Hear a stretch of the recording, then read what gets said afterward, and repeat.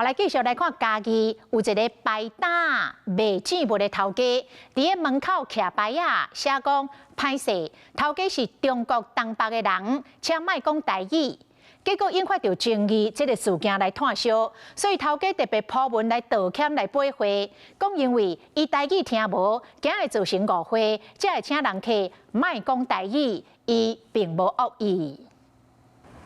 嘉义这间煎烙店门口的告示牌，其中一面已经换掉啊，也毋过进前本来写讲歹势，头家是东北人，请莫讲台语，感谢。想袂到伫网络引起讨论，有一排网友认讲有够含，这是台湾换一个讲法，人嘛较袂晓切，也毋过嘛无共款的看法，感觉讲人听无，先甲你讲，这讲起来真合理。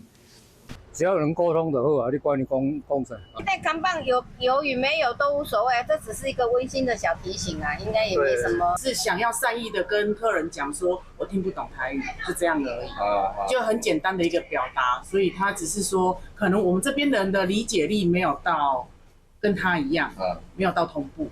经过了解，这间店的头家来自中国的东北，最近伫嘉义做生意，伫门口告示牌啊，请人客莫讲台语，引起无共款的意见。这个代志继续伫谈，针对这点，头家嘛铺文章回实例，解释讲因为烦恼讲话方式有差，听无台语，可能会造成无必要的误会，所以讲才会采一支牌啊，无恶意，嘛毋是无尊重在地文化，也不过因为语法的使用较无妥当，造成误解。告示牌会改掉。刚过来嘛，初来乍到一定听不懂了，而且他们本身的东北腔很浓嘛，